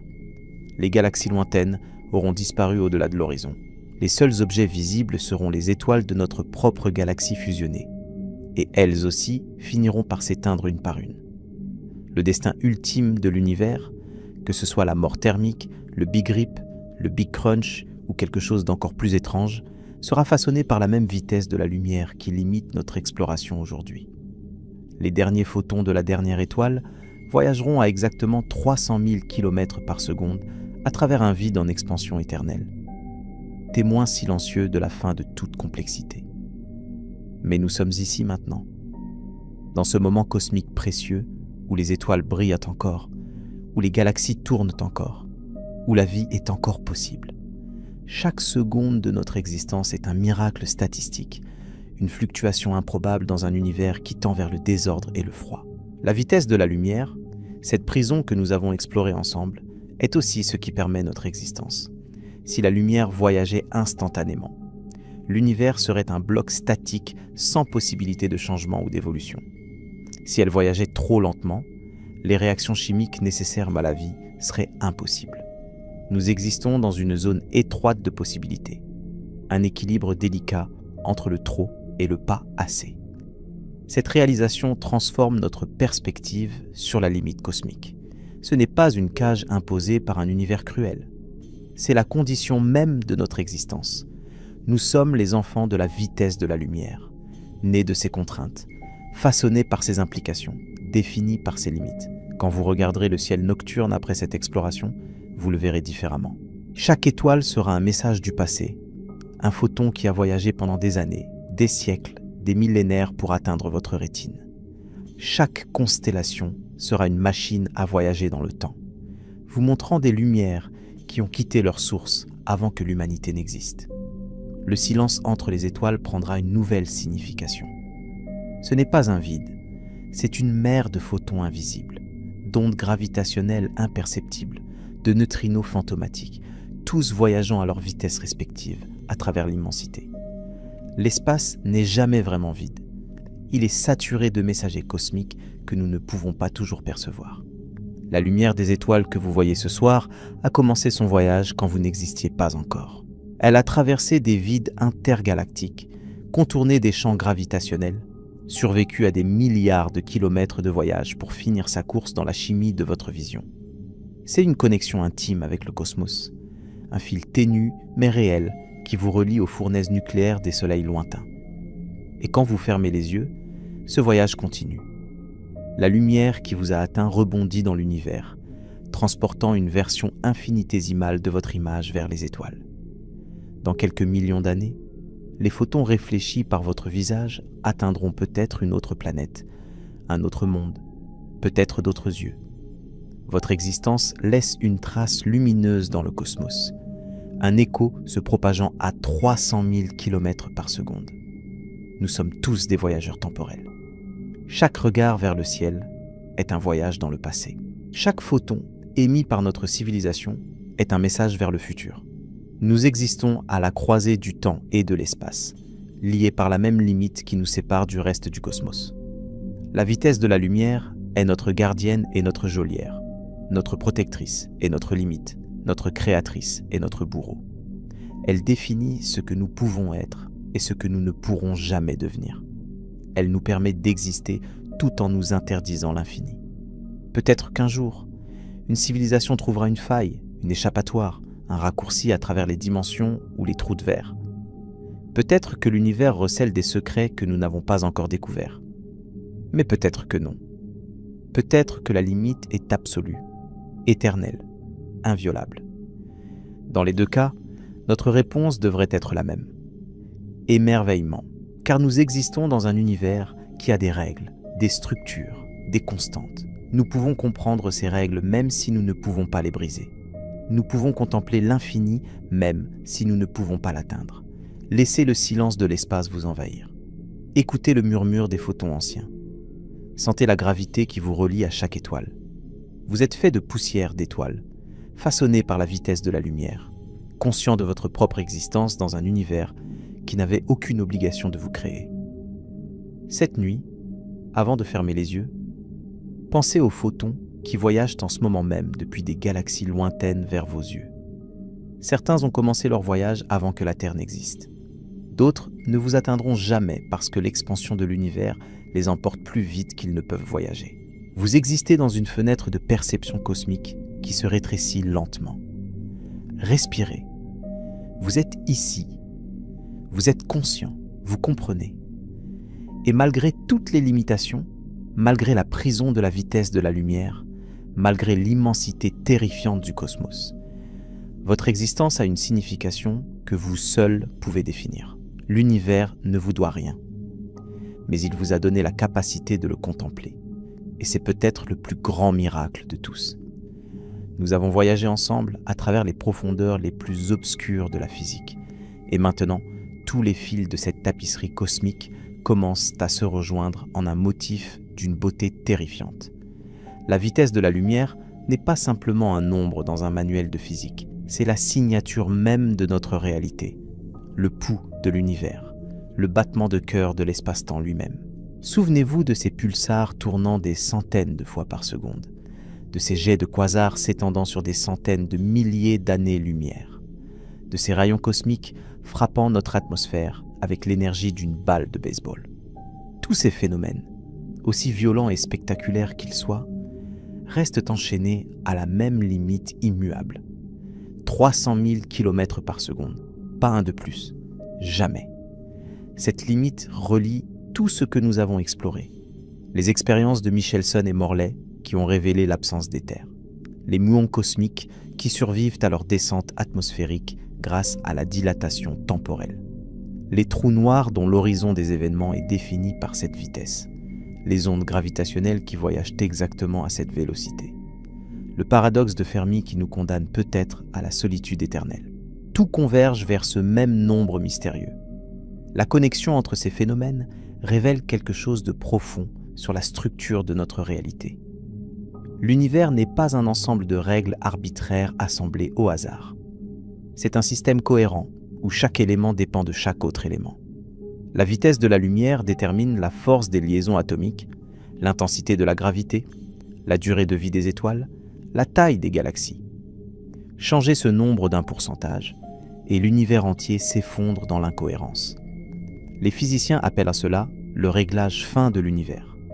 La vitesse de la lumière, combinée avec la constante gravitationnelle et la constante de Planck, définit l'échelle de tout ce qui existe. Ces trois nombres, apparemment arbitraires, créent un cosmos où les atomes peuvent exister, où les étoiles peuvent brûler pendant des milliards d'années, où la chimie peut produire la complexité nécessaire à la vie. Mais pourquoi ces nombres ? Pourquoi exactement ces valeurs et pas d'autres ? La science moderne n'a pas de réponse. Nous pouvons mesurer la vitesse de la lumière avec une précision de 9 décimales. Nous pouvons prédire ses effets avec une exactitude stupéfiante. Mais nous ne pouvons pas expliquer pourquoi elle existe, pourquoi elle a cette valeur, pourquoi elle est une limite plutôt qu'une simple constante. Cette ignorance fondamentale devrait nous rendre humbles. Nous avons construit des accélérateurs de particules géants, envoyé des sondes aux confins du système solaire, détecté des ondes gravitationnelles de trous noirs, fusionnant à des milliards d'années-lumière. Et pourtant, la question la plus basique sur la nature de la réalité reste sans réponse. Nous sommes des enfants jouant sur la plage d'un océan infini de mystères. La vitesse de la lumière nous enseigne l'humilité cosmique d'une manière qu'aucune autre constante physique ne peut égaler. Elle nous montre que l'univers ne se soucie pas de nos ambitions. Peu importe notre technologie, notre intelligence, notre détermination, nous ne pouvons pas négocier avec les lois de la physique. Elles sont indifférentes à nos espoirs comme à nos craintes. Cette indifférence cosmique est peut-être la leçon la plus importante de notre voyage. L'univers n'est pas hostile, il n'est pas amical, il est simplement indifférent. Les mêmes lois qui permettent aux étoiles de brûler et à la vie d'exister nous confinent également dans notre petit coin de l'espace-temps. La beauté et la cruauté émergent des mêmes équations. Considérez notre position dans le cosmos. Nous existons sur une petite planète rocheuse orbitant une étoile ordinaire dans la banlieue d'une galaxie moyenne parmi 2000 milliards de galaxies. Notre civilisation existe depuis à peine 10 000 ans. Un clin d'œil cosmique. L'univers a 13,8 milliards d'années et existera pendant des billions d'années encore. Nous sommes moins qu'une poussière sur une poussière. Et pourtant, c'est précisément cette insignifiance qui rend notre existence extraordinaire. Dans un univers dominé par le vide, l'hydrogène et les lois implacables de la physique, nous sommes une anomalie. De la matière qui a pris conscience d'elle-même, des atomes qui contemplent les atomes, l'univers qui s'observe lui-même à travers nos yeux. La vitesse de la lumière nous a montré les limites de notre exploration physique. Mais elle n'a pas de pouvoir sur notre exploration intellectuelle. Depuis notre petite planète, nous avons compris les réactions nucléaires dans le cœur des étoiles. Nous avons déduit l'existence des trous noirs des décennies avant de pouvoir les photographier. Nous avons prédit les ondes gravitationnelles un siècle avant de les détecter. Notre esprit peut voyager où notre corps ne pourra jamais aller. En ce moment même, vous contemplez des galaxies en bas, à des milliards d'années-lumière. Vous comprenez des processus qui se déroulent dans des environnements où aucun humain ne survivrait une nanoseconde. Vous saisissez des concepts qui auraient été de la magie pure pour nos ancêtres il y a seulement quelques générations. Cette capacité de transcendance intellectuelle est peut-être notre véritable super-pouvoir. La vitesse de la lumière limite nos vaisseaux, pas nos idées. Elle confine nos corps, pas notre imagination. Elle emprisonne notre matière, pas notre compréhension. Nous sommes des créatures faites de poussière d'étoiles qui peuvent comprendre les étoiles elles-mêmes. La fragilité de notre existence devient plus apparente quand on considère les dangers cosmiques que nous avons explorés. Les sursauts gamma qui pourraient stériliser la Terre. Les supernovas qui pourraient irradier notre atmosphère. Les rayons cosmiques ultra-énergétiques qui bombardent notre planète en permanence. Les trous noirs errants qui pourraient déstabiliser notre système solaire. Nous existons dans une fenêtre de calme temporaire dans un univers violent. Notre soleil est stable, notre galaxie est relativement tranquille, notre voisinage stellaire est dépourvu de menaces immédiates. Mais ce calme est temporaire à l'échelle cosmique. Dans 5 milliards d'années, le soleil gonflera en géante rouge et consumera les planètes intérieures. Dans 4 milliards d'années, Andromède entrera en collision avec notre galaxie. Ces échelles de temps dépassent notre compréhension intuitive. 4 milliards d'années. C'est plus d'1 million de fois l'âge de notre civilisation. Des empires sont nés et morts, des espèces ont évolué et disparu, des continents se sont formés et érodés. Et nous n'avons vu qu'une fraction infinitésimale de l'histoire de notre propre planète. La vitesse de la lumière garantit que nous ne verrons jamais la plupart de l'histoire de l'univers non plus. Les événements qui se déroulent de maintenant à des milliards d'années-lumière ne nous parviendront que dans des milliards d'années. Nous regardons toujours le passé, jamais le présent. Le cosmos que nous observons est un album de photographies anciennes, une archive de moments révolus. Et à cause de l'expansion accélérée de l'univers, nous voyons de moins en moins au fil du temps. La lumière des galaxies lointaines rougit et s'affaiblit à mesure qu'elle s'éloigne. Des galaxies qui sont visibles aujourd'hui passeront au-delà de notre horizon cosmologique dans le futur lointain. L'univers observable se contracte progressivement, nous enfermant dans une bulle de plus en plus petite d'espace-temps accessible. Les civilisations du futur lointain auront moins à observer que nous. Elles regarderont un ciel plus vide, comprendront moins l'histoire cosmique, auront moins d'indices sur la nature de l'univers. Nous vivons à une époque privilégiée, où le cosmos est encore visible, où les échos du Big Bang sont encore détectables, où l'histoire de l'univers est encore lisible. Cette fenêtre d'observation se ferme lentement. Dans quelques billions d'années, le fond diffus cosmologique sera tellement décalé vers le rouge qu'il sera indétectable. Les galaxies lointaines auront disparu au-delà de l'horizon. Les seuls objets visibles seront les étoiles de notre propre galaxie fusionnée, et elles aussi finiront par s'éteindre une par une. Le destin ultime de l'univers, que ce soit la mort thermique, le Big Rip, le Big Crunch ou quelque chose d'encore plus étrange, sera façonné par la même vitesse de la lumière qui limite notre exploration aujourd'hui. Les derniers photons de la dernière étoile voyageront à exactement 300 000 km par seconde à travers un vide en expansion éternelle, témoin silencieux de la fin de toute complexité. Mais nous sommes ici maintenant, dans ce moment cosmique précieux où les étoiles brillent encore, où les galaxies tournent encore, où la vie est encore possible. Chaque seconde de notre existence est un miracle statistique, une fluctuation improbable dans un univers qui tend vers le désordre et le froid. La vitesse de la lumière, cette prison que nous avons explorée ensemble, est aussi ce qui permet notre existence. Si la lumière voyageait instantanément, l'univers serait un bloc statique sans possibilité de changement ou d'évolution. Si elle voyageait trop lentement, les réactions chimiques nécessaires à la vie seraient impossibles. Nous existons dans une zone étroite de possibilités, un équilibre délicat entre le trop et le pas assez. Cette réalisation transforme notre perspective sur la limite cosmique. Ce n'est pas une cage imposée par un univers cruel. C'est la condition même de notre existence. Nous sommes les enfants de la vitesse de la lumière, nés de ses contraintes, façonnés par ses implications, définis par ses limites. Il y a quelque chose de profondément mélancolique dans cette compréhension. Nous sommes comme des poissons qui ont découvert l'océan, mais qui réalisent en même temps qu'ils ne pourront jamais voir ce qui existe au-delà de l'eau. Notre conscience nous permet de concevoir l'infini, mais notre physique nous interdit de l'explorer. C'est la grande ironie de l'intelligence cosmique. Les philosophes grecs anciens se demandaient ce qui se passerait si quelqu'un atteignait le bord de l'univers et tendait la main au-delà. Aujourd'hui, nous savons qu'il n'y a pas de bord au sens classique, mais nous avons découvert quelque chose de plus subtil et plus frustrant. Il y a un horizon, une limite au-delà de laquelle nous ne pouvons pas voir, ne pouvons pas aller, ne pouvons pas communiquer. Et cet horizon recule à mesure que nous essayons de l'approcher. Les astronomes du futur ne sauront même pas qu'ils vivent dans une prison cosmique plus étroite que la nôtre. Ils n'auront pas de souvenirs des galaxies perdues, pas de données sur l'expansion cosmique, pas de traces du Big Bang. Leur science sera fondamentalement limitée par l'information qui leur sera accessible. C'est comme brûler la bibliothèque d'Alexandrie à l'échelle cosmique, mais lentement, sur des billions d'années. Et pourtant, nous avons un avantage extraordinaire. Nous vivons à l'époque où l'univers est encore visible.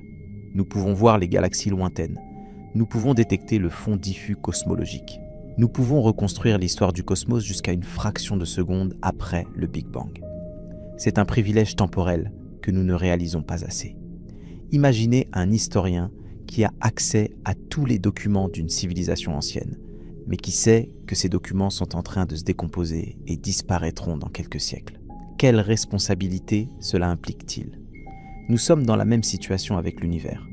Les données cosmiques sont en train de disparaître au-delà de notre horizon. Et nous sommes peut-être les seuls témoins conscients de cette information.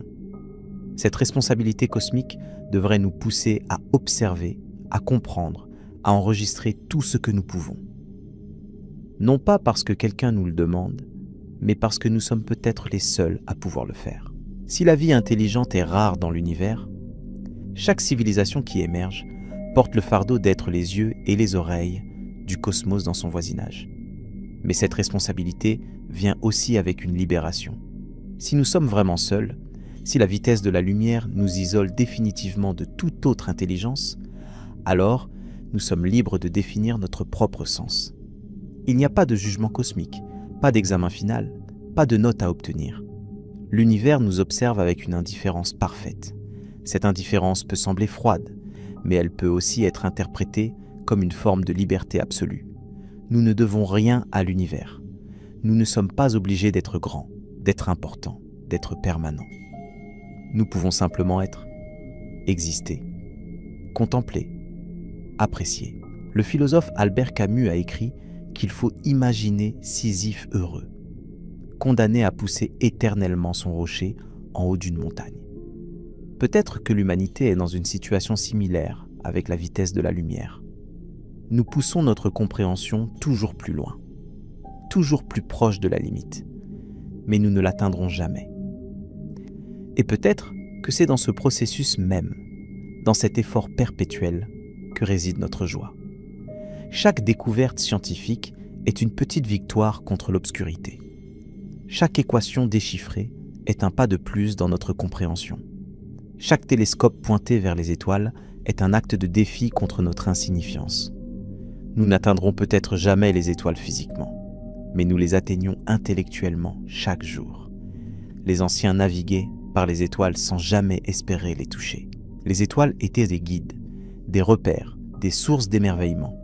Peut-être que notre relation avec le cosmos devrait être similaire. Nous pouvons naviguer par la lumière des galaxies lointaines sans jamais espérer les visiter. Leur lumière est suffisante, leur existence est suffisante, notre contemplation est suffisante. Il y a une beauté dans l'inaccessible. Les montagnes lointaines sont souvent plus majestueuses que celles sur lesquelles nous marchons. Les amours impossibles sont souvent plus romantiques que les relations quotidiennes.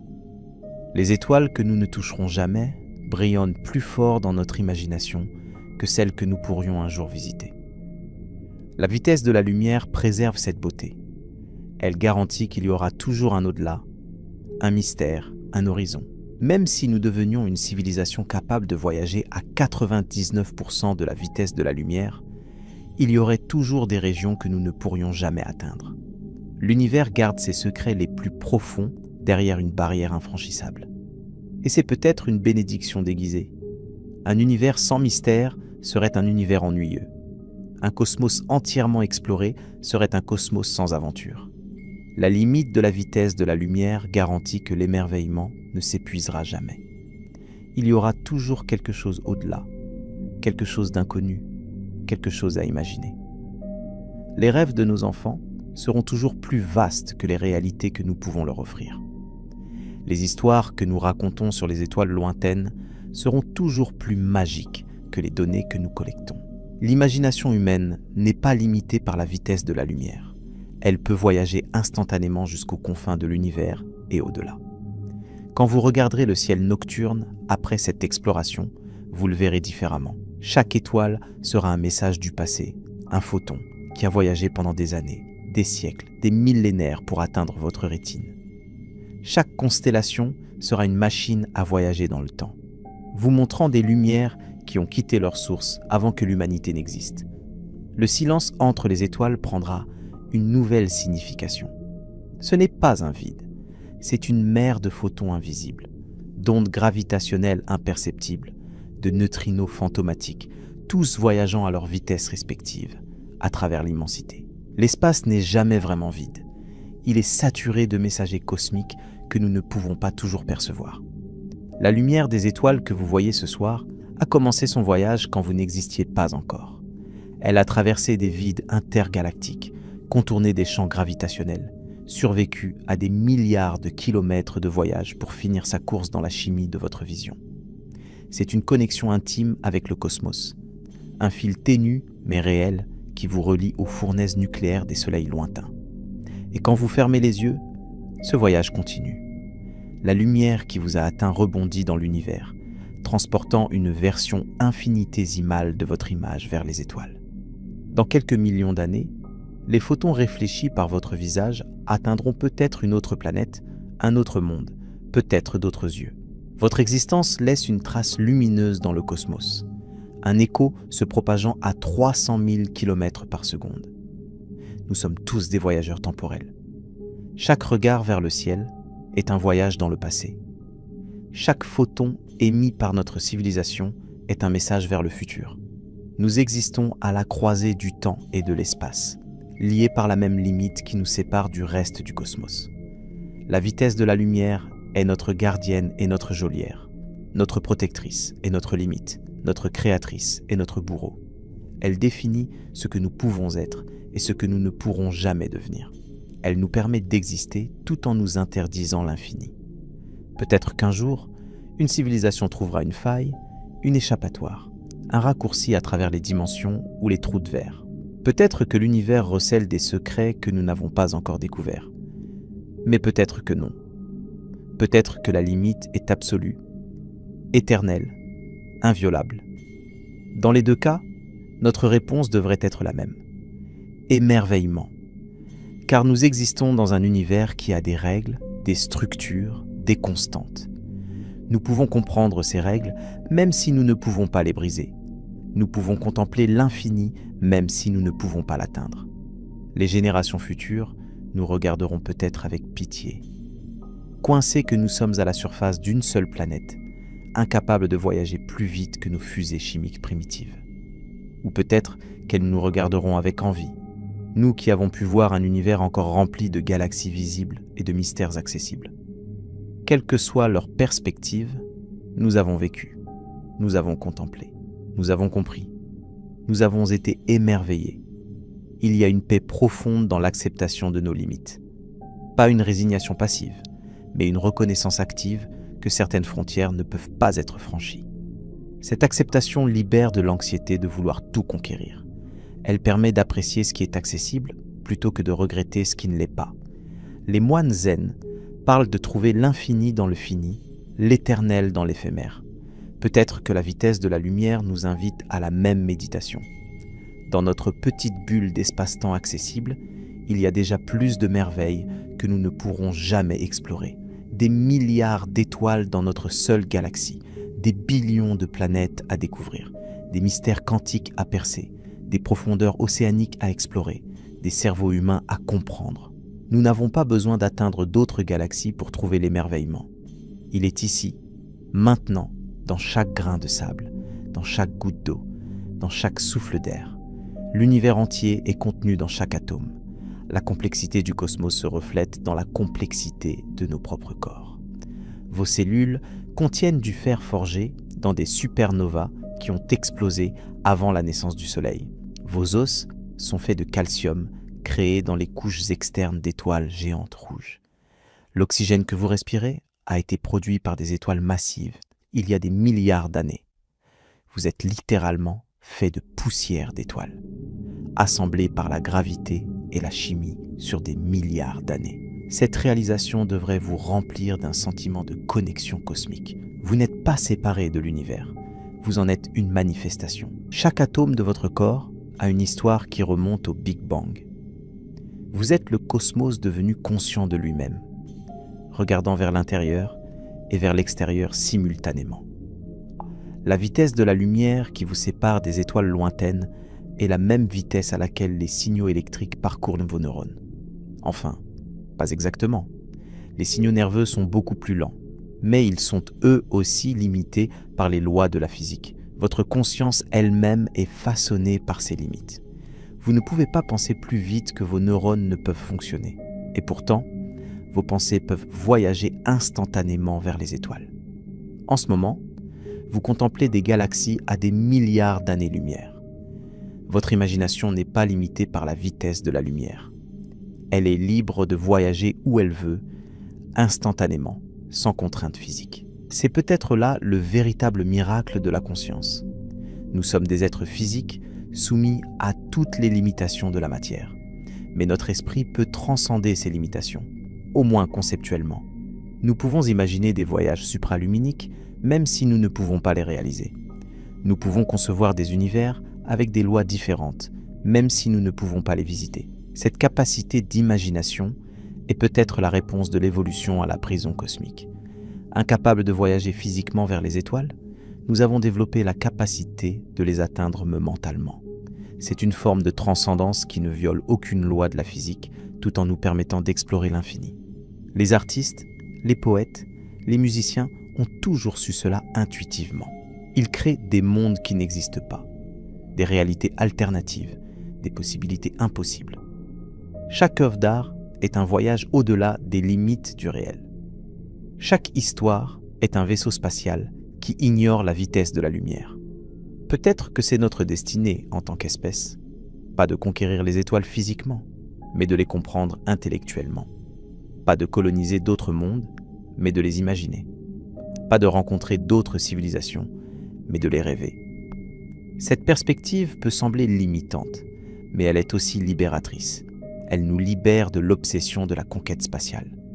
Elle nous permet de nous concentrer sur ce qui est vraiment important. Notre planète, notre espèce, notre conscience. Nous n'avons pas besoin d'autres mondes pour donner un sens à notre existence. Ce monde est suffisant. Cette vie est suffisante. Ce moment est suffisant. Laissez le silence de l'espace vous envahir. Écoutez le murmure des photons anciens. Sentez la gravité qui vous relie à chaque étoile. Vous êtes fait de poussière d'étoiles, façonné par la vitesse de la lumière. conscient de votre propre existence dans un univers qui n'avait aucune obligation de vous créer. Cette nuit, avant de fermer les yeux, pensez aux photons qui voyagent en ce moment même depuis des galaxies lointaines vers vos yeux. Certains ont commencé leur voyage avant que la Terre n'existe. D'autres ne vous atteindront jamais parce que l'expansion de l'univers les emporte plus vite qu'ils ne peuvent plus voyager. Vous existez dans une fenêtre de perception cosmique qui se rétrécit lentement. Mais cette fenêtre est ouverte maintenant, en cet instant précis, pour vous, pour moi, pour tous ceux qui lèvent les yeux vers les étoiles et se demandent ce qui existe là-haut.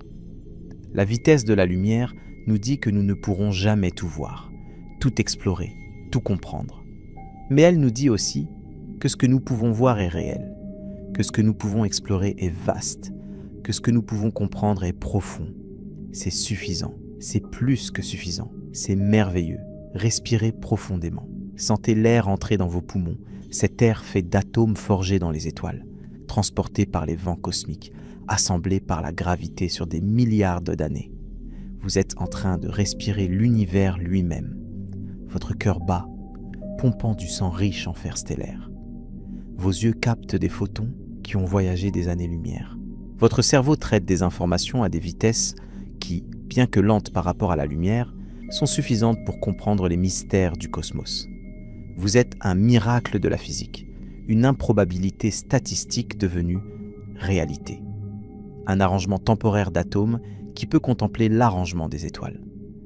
Et dans quelques instants, vous allez fermer les yeux et dormir. Vos neurones ralentiront leur activité. Votre conscience s'évanouira temporairement dans les rêves. Mais même alors, les photons continueront de voyager vers vous depuis les étoiles lointaines. L'univers continuera de tourner, indifférent à votre sommeil. Quand vous vous réveillerez demain, les étoiles seront toujours là. La vitesse de la lumière sera toujours de 300 000 km par seconde. Les galaxies continueront de s'éloigner. Les trous noirs continueront de dévorer la matière. Les pulsars continueront de tourner. L'univers continuera d'être l'univers. Et vous serez toujours vous. Un peu plus vieux, peut-être. Un peu plus sage, j'espère. Avec une compréhension un peu plus profonde de votre place dans le cosmos.